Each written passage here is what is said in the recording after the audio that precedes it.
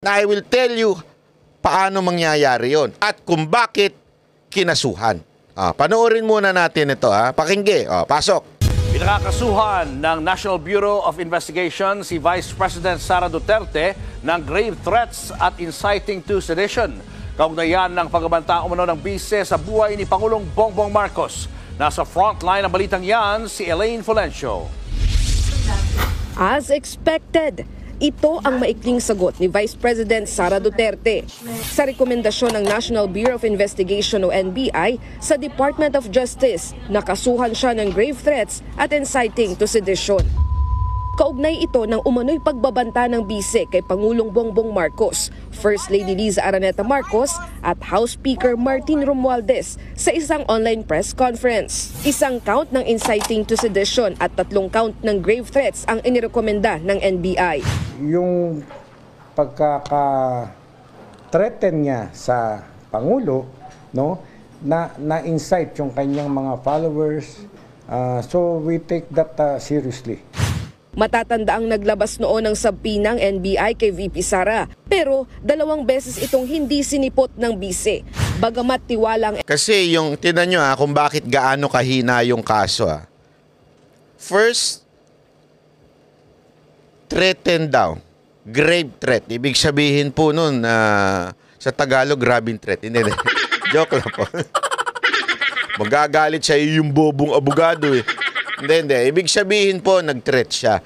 Pero remember, hindi po yung threat. Ang sinasabi niya, kung papatayin siya. Tsaka niya ipapapatay. So the crime will happen when she is already dead. Yung threat happen kung patay na siya. Paano mo pakakasuhan yung tao? Patay na nga. So, ibig sabihin, that is impossible. Kasi there is a, sabi nga na narinig ko ito kay Panelo, merong conditional Diba? May if. Kung papatayin nyo ko, kung papatayin nyo ba ako? Hindi. Asan ang threat? Hindi ko kayo papatayin. Nagigets nyo? Ganun na sinasabi ni VP Sara Duterte, hindi ko kayo papatayin. Pero, pag pinatay nyo ako, papatayin ko kayo. Mumultuhin ko kayo. Gago! Hindi. Meron ako inutusan. Di ba? So, ibig sabihin po nun, malabo yan. Napakalabo. Paano mo patutunayan na may threat? May kondisyon yung pag-threat na yun pagpatay na ako. Patay na ako Susundin pa kaya ako nung inutusan ko? NBI na malakas ang mga hawak nilang ebidensya.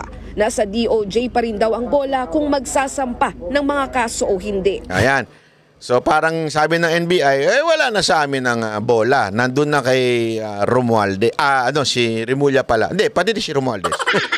Ito yung grand plan Kung ang DOJ ay makakita ng prima facie evidence that magkakaroon ng certainty of conviction, ipapile nila ang kaso. Pero kung walang certainty of conviction, maaaring maibasura rin yung kaso na aming inirecommend, ipinail. Sa ngayon, ayon sa DOJ, isa sa ilalim ang kaso sa evaluation at preliminary investigation ng National Prosecution Service. Pero matik yan. Sa tingin ko, makakakuha yan ng probable cause at masasampayan sa korte. Yan ang kailangan yung masampa sa korte. Okay? Masampa po sa korte, importante yan. Okay? Kahit malabo, ang importante, masampahan ng kaso. Ang tanong, makakaapekto kaya ito sa impeachment complaint kay VP Sara? Para kay Senate President Cheese Escudero, walang epekto sa paglilitis ang mga reklamo ng NBI. Pwede raw magsabay, mauna o sumunod sa impeachment trial. Ang tinutukoy niya ditong walang apekto yung process. Yung proseso, ibig sabihin pwede magsabay, pwedeng mauna, pwedeng after. Yan yung sinasabi niya dito. Pero yung pwede bang gamiting dahilan yan? Iba usapan dyan. Unya-unya, papaliwanag ko sa inyo. Sampa ng kaso. An impeachment court, like any court, is a passive body. Wala kaming gagawin. Hindi to parang investigasyon ng Senado na mag-iiso kami ng sampina para sa mga ebidensya o testigo na magpunta. Yan din ang opinyon ni Senate Majority Leader Francis Tolentino. That is separate from the impeachment case. In fact, any conviction, any acquittal will not implicate the provision on the principle of double jeopardy. Even if you're acquitted, a case can be filed against you. Nagbabalita mula sa Yun na sinasabi niya. Sabi naman ni Tolentino, kahit baga ma-acquit siya dyan, hindi maapektuhan yung impeachment. Okay? At hindi yung magiging double jeopardy, yung pag-ulit ng kaso. Hindi yon. Okay? Pero, yung desisyon ng judge, which is the senators, mamaya may impekto. Bakit kanyo? Ay, panoorin muna natin tong buong interview ni NBI, kasi makikita natin dito yung detalye kung bakit maapektuhan. Tandaan nyo, napaka-importante nito na maunawaan yung details. Importante na maunawaan po natin para malaman natin kung anong dahilan at bakit pa isinampa itong NBI ang kaso dito kay BP Sara Duterte. Napaka-importanting maunawaan natin ito. Panoorin natin. Nangako ako sa inyo na, if you remember, na by January, malalaman nyo na resulta. Pero medyo natagalan kami dahil tinitimbang namin mabuti, no? Yung aming investigation team na kinumpose ko, 5 abogado plus ako, tinimbang namin ng lahat. So finally, parang sinasabi niya, ginajustify niya kasi na, di ba, nangako ko. Ito, pinag-aralan namin. Talagang tinimbang-timbang namin kung anong mas maganda. Pinag-anaran talaga namin. Hindi namin yan tiniming. At hindi namin yan tiniming. At hindi rin namin yan pinalakas. Diba? Parang pinag-aralan namin yan. Iisa ang naging findings namin, decision namin, na mag-file ng case against the Vice President. And Siyempre, pag di ka nagkaso, yari ka sa mga bossing mo, sir, di ba? Appointed ka, pwede kang palitan anytime. Alam mo naman sa gobyerno ngayon, pag hindi ka tuta, yari ka. Ang tanong, sino nagtututa? Hindi, kasi napaka-importanting maunawaan natin yan. Kasi, tandaan ninyo, sino ba ang nagtututa kay PNP Chief? Sino ba ang na-chichismis na nag-appoint kay PNP Chief? Kung maaalala ninyo, sino? Kayo itong bahala. Ang tanong, sino kaya ang nag-appoint dito kay NBI Director?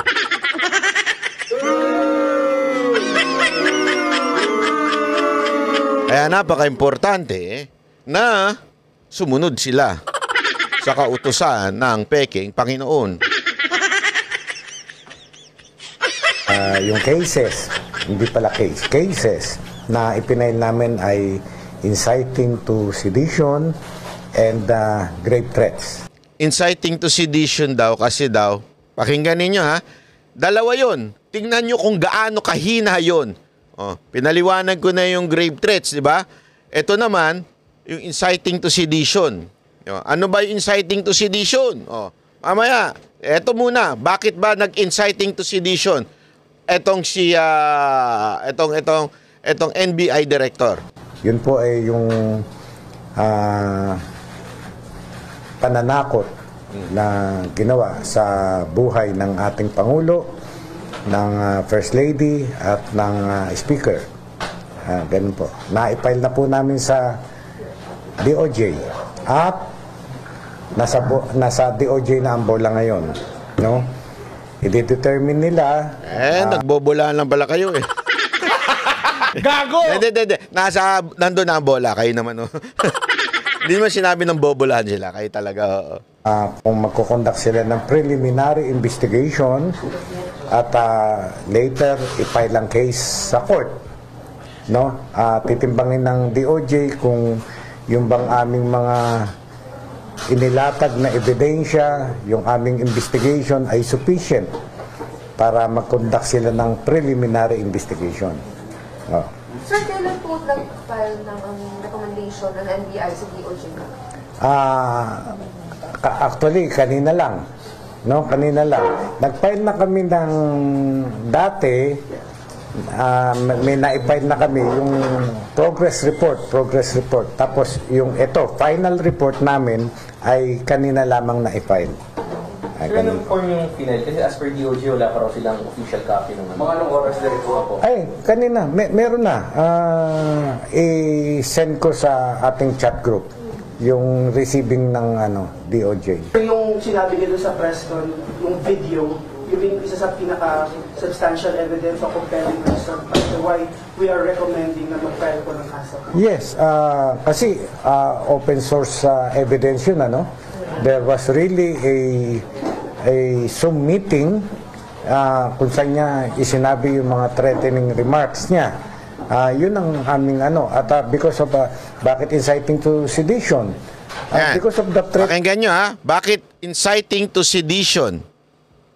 Bakit Ito sagot niya. Threatening remarks ay alam nyo nagkaroon ng patawag ng meeting na nagpulong-pulong doon sa EDSA. Nagpatawag daw na meeting, pulong-pulong sa EDSA. Yun daw ang dahilan. Okay?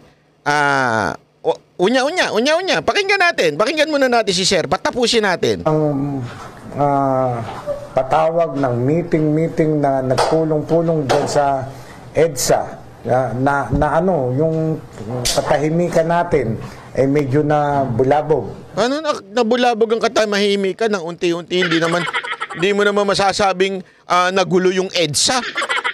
Diba? Oo, maraming pumunta doon. Okay? Pero konti pa lang yun. Kung i-compare mo naman, sa na-traffic ba? Wala. Nagkagulo ba? Hindi. Anong ibig ko lamang po sabihin? Merong mga nagpunta. Masasabi nating dumami rin ng ilang araw. Pero hindi mo makukonsider yon para sabihin mo na nagkagulo na. Wala! I was there. Nagpunta ako doon. Not because pinatawag ako ni VP Sara Duterte. Kasi yun ang sinasabi niya dito. They were inciting to sedition because nagpunta ang tao sa EDSA. Parang nanawagan. Walang ganun. Ipi-play pa natin. No? Kaya ayun ang napagkaisahan namin ng mga abogado na... Eto papaliwanag po natin. Ayon sa Artikulo 142 ng Revised Penal Code, 142, ito daw ang sedition. Ang ibig sabihin ng inciting to sedition ay paghihikayat sa sedition. Okay? Na sa Pilipinas sa isang krimen sa ilalim ng Revised Penal Code. Naghihikayat ka na mag-sedition. Ano ibig sabihin ng sedition? Kasi sabi ng inciting to sedition, hinihikayat mo sila mag-sedition. Ano ngayon ang ibig sabihin ng sedition? Article 142 ng Revised Penal Code. Ano to? May pananalita, sulat o anumang publikasyon na nag-uudyok ng galit sa gobyerno, halimbawa, ang tahasang paghihimok sa tao na huwag sumunod sa mga batas o utos ng pamahalaan. Tanungin ko kayo. Doon sa press con, may nakita ba kayo sinabi si VP Sara Duterte? Hoy, tara, mag-rally tayo lahat. Kita-kita tayo sa EDSA. Hindi nga nagpunta si VP Sara Duterte doon sa EDSA. Hindi niya hinikayat ang mga tao para doon. Pumunta sa una na nangyari sa veterans Because hindi pala veterans, Congress. Nandun pa ako, Congress. Tapos sumunod dinala sa veterans yung Chief of Staff. Hindi ako pumunta doon sa Congress dahil nananawagan si VP Sara Duterte. I was there because I wanna see what's happening. People were there because they wanna see and kung ano nangyayari at kung sakasakali, alam mo yun, nagpahayag ng kanilang opinion sa kamera. Yun. Wala akong sinabi si VP Sara Duterte sa kanyang video na, oy, magpunta kayo dito tapos wag tayong sumunod sa batas. Manggulo tayo. Sinong gumagawa nun? Di ba yung mga lintik na komunista? Pangalawa, may layuning guluhin ng kaayusan ng pamahalaan. Ginulo nyo ba? Hindi. Meron ba siyang sinabi na, guluhin natin ito o wag natin sundin ito? Wala. Ang kanya nga, sundan lang natin ang proseso. Sabi nga dito, ano yun? Tulad ng paghimok sa publiko na sumama sa isang kilos protesta may layuning pabagsakin ng administrasyon sa marahas na paraan. Tanungin ko kayo, may marahas bang nangyari? Wala. Hindi meron o bang nagsalita doon na may marahas na nagsabing, batuin na natin tong Malacanang. Batuin na natin tong Kongreso. Sunugin na natin. Wala.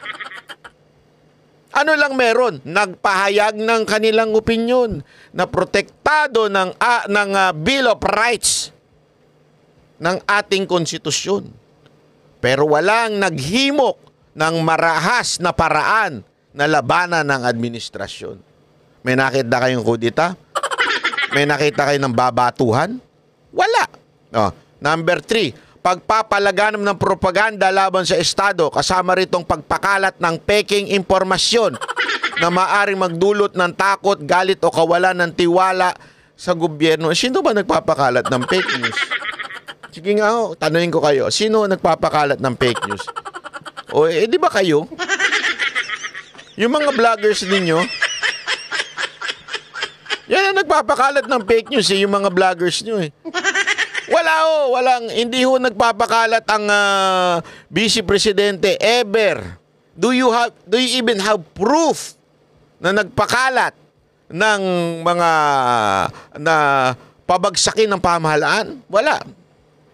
Kasi tandaan ninyo, criminal case yung kinaso ng NBI, meaning beyond reasonable doubt. Ikaw ang magpapatunay dyan sa akusasyon mo at kailangan madesisyonan ng beyond reasonable doubt na talagang ginawa ni VP Sara Duterte yan. Wala. Naintindihan natin? So, anong ibig sabihin nun? Ito halimbawa ng posibleng inciting to sedition. Pag-post sa social media ng panawagang pabagsakin ng gobyerno gamit ang dahas. Kahit kailan ang mga Duterte, maging ang tatay, maging ang anak, never na nawagan. As a matter of fact, lagi nga sinasabi nila, kalma. Kalma lang, kalma. Kahit sa uling press briefing ni VP Sara Duterte, nung tinanong, uudyukin mo ba ang taong bayan na magprotesta? Sabi niya, hindi na. Aksaya ng ang hirap pa naman ng ekonomiya natin ngayon, di ba? Yan. Pangalawa, pagpapalaganap ng peking balita na naglalayon guluhin ang publiko laban sa gobyerno. Napatunayan ba nila si VP Sara Duterte? Napakaingat niyan. Di ba? Pagsagawa ng talumpati, naghihikayat ng armadong pag-aalsa. NPA na NPA yan datingan. Sinong meron mga ganyan? Di ba? Sino yung mga ganyan? Yung mga komunistang grupo.